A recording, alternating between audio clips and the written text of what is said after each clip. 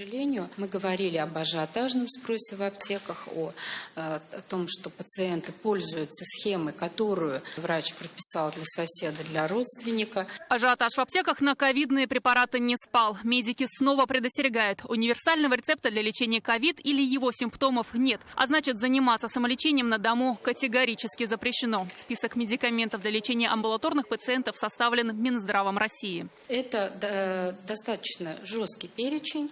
Это прежде всего противовирусные препараты. Их всего два. Это фавипиравир и умифенавир. Это препараты гормональные. Сейчас мы ждем 10-ю версию, к разработке которой подключены все ведущие ученые Российской Федерации. Федеральные средства позволят обеспечить нужными лекарствами еще не менее 350 тысяч человек с коронавирусом. Строго контролировать выдачу бесплатных медикаментов потребовал премьер Михаил Мишустин. Накануне во время заседания он продлил программу получения бюджетных лекарств. На эти цели из федеральной казны Татарстан получит 81 миллион рублей. Минздрав Татарстана сегодня сообщил, первый транш не израсходован. Средств хватит еще на 7 тысяч пациентов.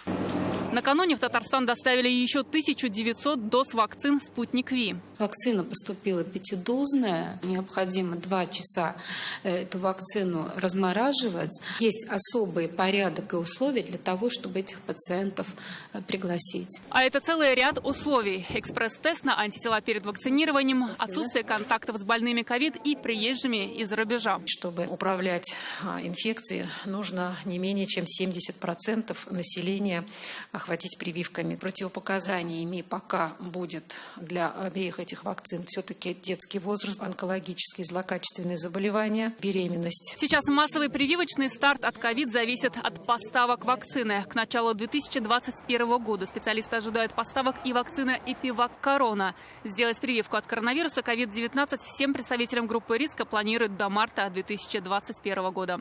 Наталья Мезина, Ильшат Мухаметов, ТНВ, Казань.